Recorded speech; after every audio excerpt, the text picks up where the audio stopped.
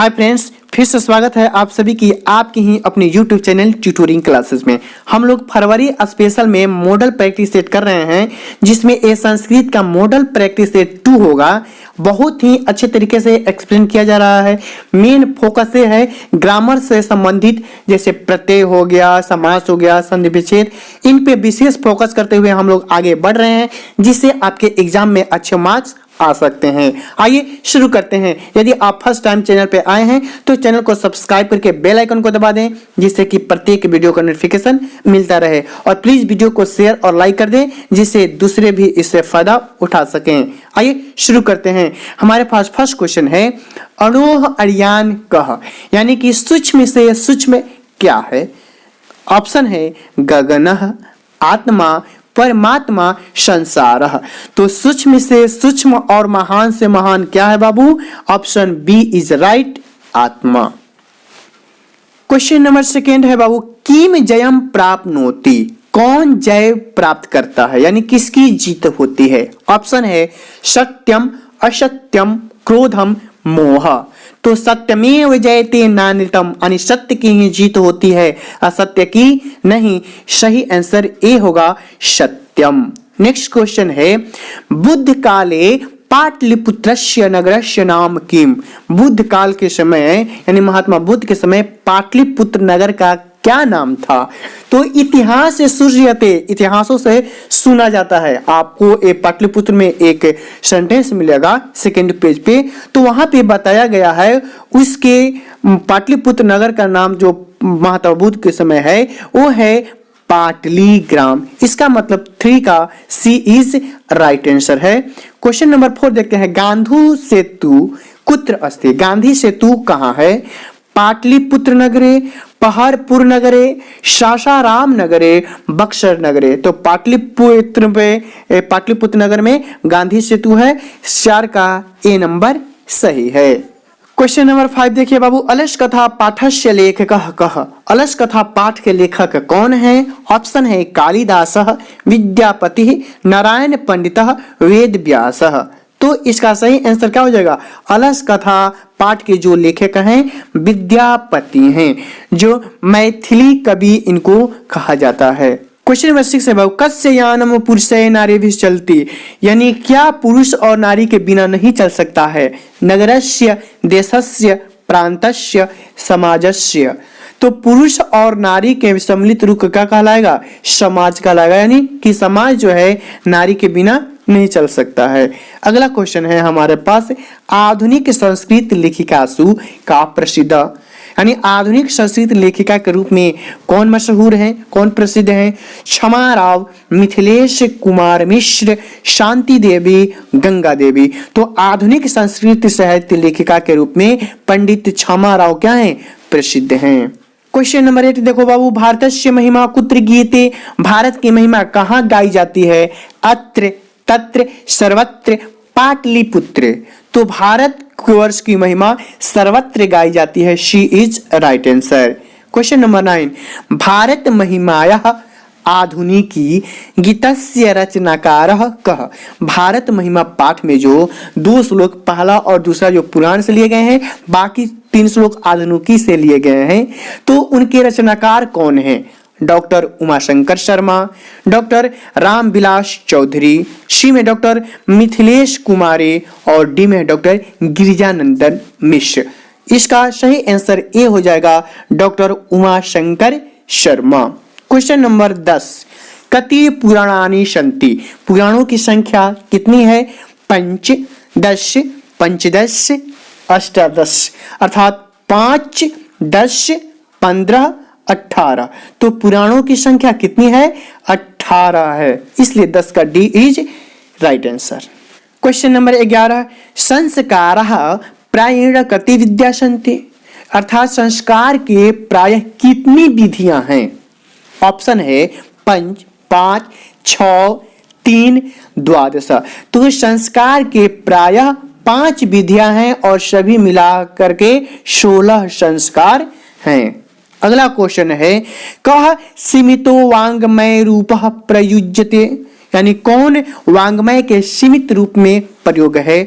विकारी शब्द, अविकारी शब्द, संस्कार शब्द, ज्ञान शब्द। इसका सही आंसर है संस्कार जो है सीमित वांग्मय के रूप से प्रयुक्त होता है। क्वेश्चन नंबर 13, नीति श्लोका नाम रचनाकार कः अस्ति। नीति श्लोका पास्ट जो है उसके रचनाकार कौन है? महात्मा विदुर, महात्मा वाल्मीकि, कालिदास, महर्षि वेदव्यास। तो नीति श्लोका पाठ के जो लेखक हैं वो है महात्मा विदुर। क्वेश्चन नंबर 14 देखिए बाबू, कर्मवीरः उत्साहेन किम लभते। कर्मवीर उत्साह के साथ किसकी प्राप्ति कर लिया है? कर्मचारी पद, लिपिक पद, लघु पदम, महत पदम। तो कर्मवीर जो है उत्साहवर्धक महापद यानी कि महान पद को प्राप्त कर लिया है। 14 का डी सही है। क्वेश्चन नंबर 15, कस्मिन ग्रामे निर्धन जनः निवसन्ति। किस गांव में गरीब लोग रहते थे? भिखनटोला ग्रामे, पहरपुर ग्रामे, तिलौथू ग्रामे, विष्णुपुर ग्रामे। तो भिखनटोला ग्राम कहाँ है? बिहार प्रांत के दुर्गम क्षेत्र में भिखनटोला है जहाँ निर्धन गो लोग रहते हैं। क्वेश्चन नंबर 16 देखिए बाबू, कस्य प्रचारम दयानंद अकरोत्। किसका प्रचार स्वामी दयानंद ने किया? वैज्ञानिक तत्वज्ञानस्य, सामाजिक ज्ञानस्य, नगर व्यवस्थायस्य, शुद्ध तत्व ज्ञानस्य। अर्थात इसका सही आंसर डी हो जाएगा शुद्ध तत्व ज्ञान। यानी कि स्वामी दयानंद के समय बहुत सारी कुरीतियां थी, उन कुरीतियों को दूर करने के लिए शुद्ध तत्व ज्ञान का प्रचार इन्होंने किया। अगला क्वेश्चन है 17, दयानंदस्य जन्म कस्मिन प्रांते अभवत्। यानी किस राज्य में हुआ था? बिहार प्रांत में, महाराष्ट्र प्रांत में, गुजरात प्रांत में, झारखंड प्रांत में। तो इन गुजरात प्रांत के टांकरा नामक ग्राम में हुआ था। अगला क्वेश्चन है 18, अयोध्या कांड कस्य ग्रंथस्य अंशः अस्ति। अयोध्या कांड के कौन सा ग्रंथ है? अयोध्या कांड का कौन सा ग्रंथ है जो अयोध्या कांड से संबंधित है? रामायणस्य, महाभारतस्य, भागवत गीतायः, रघुवंशस्य। इसका सही आंसर हो जाएगा ए रामायणस्य। इसकी चर्चा मंदाकिनी वर्णम में है, अयोध्या कांड से लिया गया है। क्वेश्चन नंबर 19 देखिए बाबू, रघुवंश महाकाव्यम कस्य रचना अस्ति। मंदाकिनी वर्णम पाठ में लिया गया है कि रामायण की रचना और रघुवंश काव्य की रचना कालिदास ने किया है। अगला क्वेश्चन देखिए बाबू, कीदृशानि तीर्थानि रतिम संजनयति। यानी कैसा तीर्थ मन को प्रफुल्लित कर देता है? दर्शनानि, पुष्पाणि, लाभानि, रमणीयानि। रमणीयानि माने हृदय को आकर्षित करता है क्या? मंदाकिनी वर्ण का दृश्य। अगला क्वेश्चन है, कह नदीम अभितः प्रणीतः इयु। प्रणीतः आ गया ना कि नदी के अभितः माने दोनों ओर नृत्य करते हुए क्या प्रतीत होते हैं? वृक्षः, पर्वतः, नगरम, धरा। तो नदी के दोनों तरफ जो पर्वत हैं वो नृत्य करते हुए प्रतीत होते हैं। इसका सही आंसर बी होगा।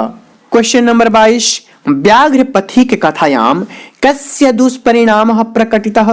व्याघ्र पथिक कथा किसके दुष्परिणाम को प्रकट करता है? क्रोधस्य, लोभस्य, अगण्यस्य, मूर्खस्य। तो व्याघ्र पथिक कथा जो है लोभ के दुष्परिणाम को प्रकट करता है।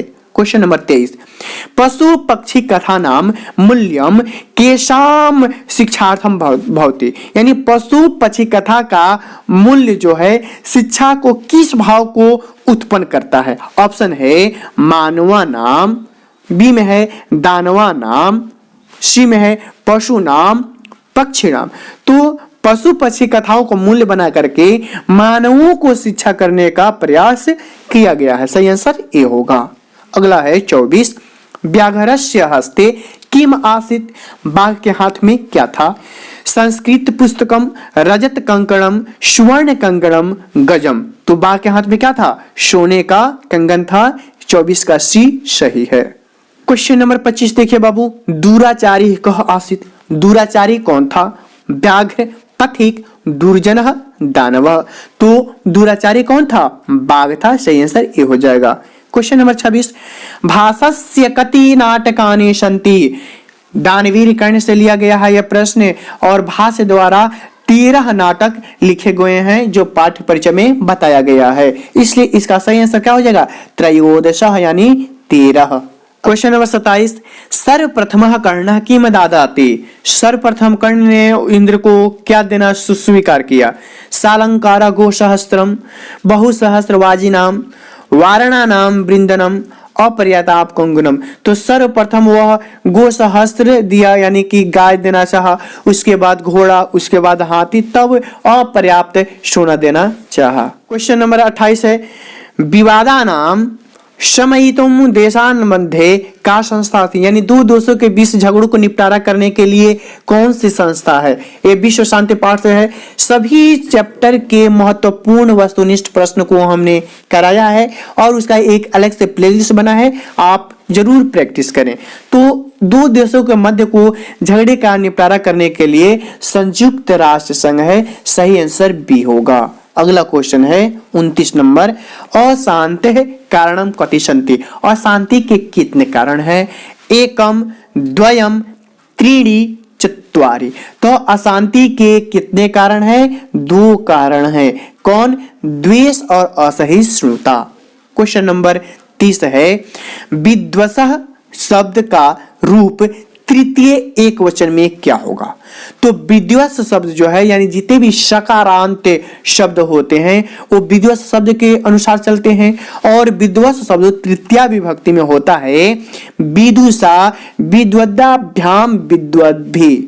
एक वचन का बात कर रहा है तो एक वचन में फिर से सुनिए, तृतीया विभक्ति में क्या होता है, विदुषा, विद्वदाभ्याम, विद्वद्भि, विदुषा। तो इसका सही आंसर क्या हो जाएगा, 30 का सी हो जाएगा। 31 नंबर क्वेश्चन देखिए बाबू, अहम शब्द का मूल रूप क्या है। अहम शब्द रूप, अस्मद शब्द रूप, प्रथमा विभक्ति अहम, अवाम, वयम। अहम शब्द रूप किसका है बाबू, तो ये अस्मद शब्द रूप का है, इसलिए सही आंसर क्या हो जाएगा, बी हो जाएगा। अगला क्वेश्चन है 32 नंबर, नदी शब्द का रूप सप्तमी के एक वचन में क्या होगा। नदी शब्द रूप सप्तमी विभक्ति, नद्याम, नद्योः, नदीषु। सप्तमी विभक्ति क्या होता है, नद्याम, नद्योः, नदीषु। एक वचन में क्या आएगा, नद्याम आएगा। 32 का ए सही है। अगला क्वेश्चन 33 देखिए बाबू, विभूयत पद में मूल धातु कौन है। अब देखिए मानते हैं कि आपके क्वेश्चन नहीं आते हैं तो ऑप्शन के काटना शुरू कीजिए। वद माने होता है बोलना, है विभूयत में दिखाई दे रहा है, नहीं दिखाई दे रहा है। ब्रू दिखाई दे रहा है, भ्रू दिखाई दे रहा है, नहीं दिखाई दे रहा है। इसका मतलब है कि 33 का क्या हो जाएगा, सी, भू मूल धातु है। अगला है 34, गणेशाय मोदकम रोचते। रुच्यार्था नाम प्रियमाण के अनुसार चतुर्थ विभक्ति का प्रयोग किया जाता है यदि किसी चीज में किसी को रुचि है तो, इसलिए इसका सही आंसर क्या हो जाएगा, बी, चतुर्थ विभक्ति। अगला है गणेशाय मोदकम रोचते में कौन सा सूत्र है, रुच्यार्थ नाम प्रियमाणः, भुवः प्रभवस्य, अर्थात जिसमें किसी चीज की उत्पत्ति हो रही है उसमें हम लोग भुवः प्रभवस्य का प्रयोग करते हैं। चलिए आगे चर्चा ना करते हुए इसका आंसर क्या हो जाएगा, रुच्यार्थनाम प्रियमाणः। 36 नंबर देखिए बाबू, रुच्यार्थनाम प्रियमाणः में कौन सी विभक्ति का प्रयोग होता है, पंचमी, तृतीया, चतुर्थी, द्वितीया। सही आंसर क्या हो जाएगा बताइए, सी हो जाएगा। 37 देखिए बाबू, शम उपसर्ग के योग से बना शब्द क्या है, सुमनः, सुयोग्यः, संस्कारः, सुशासितम। इसका सही आंसर क्या हो जाएगा, संस्कारः, यानी कि सम धन आकार। और भी एग्जाम्पल हो सकते हैं सम का, आपके संस्कार हो सकते हैं, संगम, संतुष्ट, संभव, ये सभी सम उपसर्ग के योग से बने हैं।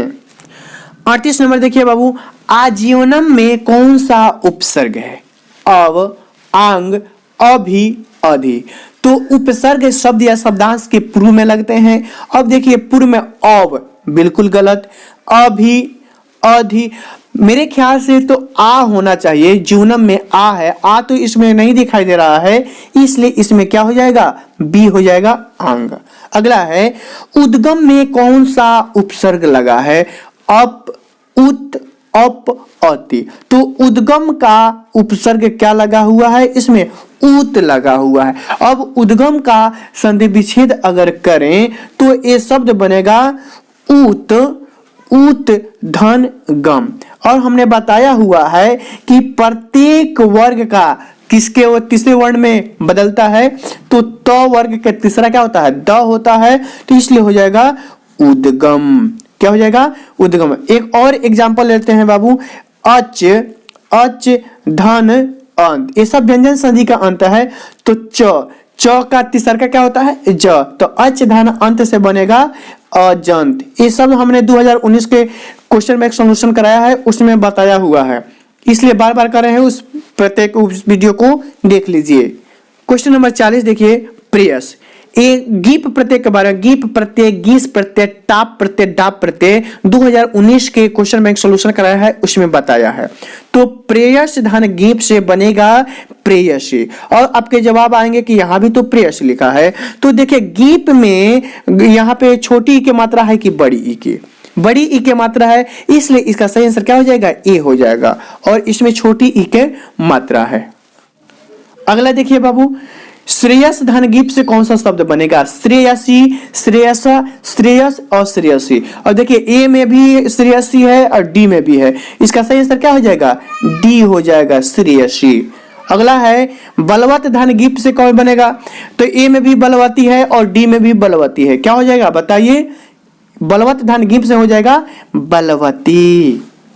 43 नंबर देखिए बाबू, जगदीश का संधि विच्छेद निम्न में से क्या होगा, जगत धन ईशः, जगदीश धन सह, जग धन ईश, जगत धन ईश, इसका सही आंसर क्या हो जाएगा, जगत धन ईशः। अब देखिएगा एक नंबर में भी दिया हुआ है जगत धन ईशः और डी में भी दिया है जगत धन ईशा, लेकिन डी नंबर में दिया है बड़ी ई का मात्रा दिया है, बड़ी ई, और ए में दिया है छोटी ई। अब देखिए द में जगदीश का जो द है छोटी ई का मात्रा है कि बड़ी ई का मात्रा है, बड़ी ई का मात्रा है। अभी हमने बताया ना कि प्रत्येक वर्ग का तीसरा चौथा पांचवा वर्ण में परिवर्तन होता है, तो अगर इसका समास करें जगत तो त आया, तो तीसरा वर्ण क्या हो जाएगा द, और प्लस में है ईस, तो इसमें बड़ी ई का मात्रा लगेगा ना, इस अनुसार 43 का डी नंबर सही है। अगला है सत्य धन जन का संधि विच्छेद क्या होगा, सज्जनः, सजनः, सज्जन और सजना, तो 44 का सही आंसर क्या हो जाएगा, ए हो जाएगा, सत्य जन से बनेगा सज्जनः। तो का ज में बदलता है, हमने बताया है अपनी कई वीडियो में। 45 नंबर देखिए बाबू, ने धन अनम से कौन सा शब्द बनेगा, ए में दिया है नियनम, नयनम, न अनम, नेयनम, इसका सही आंसर ए हो जाएगा, बी हो जाएगा नयनम। ए स्वर संधि में अयादि संधि का रूप होता है, स्वर संधि 5 होते हैं ना, कौन कौन, दीर्घ संधि, गुण संधि, वृद्धि संधि, यण संधि और अयादि संधि। तो ये अयादि संधि का एक नियम है, अयादि संधि में एक नियम है, वहां पे बताया गया है, यदि ए, ऐ, ओ और औ के बाद कोई भी असमान स्वर आता है तो ए किस में बदलता है, ऐ में, ऐ आय में, ओ औ में, औ आओ में बदलता है, किसमें, आओ में। तो एक एग्जांपल तो आपके सामने है, ने, ए है ऐ में बदल, देखिए नए, आय, और अनम का नम, नैनम। आइए एक और एग्जांपल देते हैं हम आपको, जैसे हम कहें विनय, विनय धन अक, और देखिए यहाँ पे वी आय किस में बदलेगा, आय में, अभी हमने बताया ना आय किस में बदलता है, आय में, तो किस होता है विनाय, विनाय, आय हो गया ना विनाय, और अक क विनायक, तो ये अयादि संधि का एक रूप है। अगला क्वेश्चन देखिए 46 नंबर, मृग का कौ, यानी मृग और कौवा कौन सा समास हो जाएगा, द्वंद्व समास हो जाएगा, क्या हो जाएगा, द्वंद्व समास हो जाएगा। 47 नंबर देखिए, अनिश्वर में कौन सा समास है, तो अनिश्वर में द्वंद्व, द्विगु, तत्पुरुष, नए समास, तो अनिश्वर है जो नए समास होगा, जो नकारात्मक सेंस जितने भी हैं वो किसमें आते हैं, वो नए समास के अंदर ही आते हैं। जैसे हम कहें अटूट, न टूट, अनिच्छुक, न इच्छुक, तो ये सब नए समास के उदाहरण हैं। 48 नंबर क्वेश्चन देखिए, त्रिभुवन में कौन सा समास है? तो जिस समास के प्रथम पद संख्यावाची होते हैं वे कौन सा समास होते हैं? द्विगु समास। जैसे पंचवटी हो गया, दुपट्टा हो गया, तिरंगा हो गया इत्यादि। क्वेश्चन नंबर 39 देखिए बाबू, यथाशक्ति में कौन सा समास है? यथाशक्ति। अब ये अव्ययी भाव समास है, यानी जिस समास के पहला पद क्या हो? उपसर्ग। हालांकि नए समास में भी उपसर्ग आते हैं, यथाशक्ति, यथावत, यथाबल, भरसक, भरपेट इत्यादि। ये सब किस में आते हैं? अव्ययी समास में आते हैं, इसलिए इसका सही आंसर ए हो जाएगा।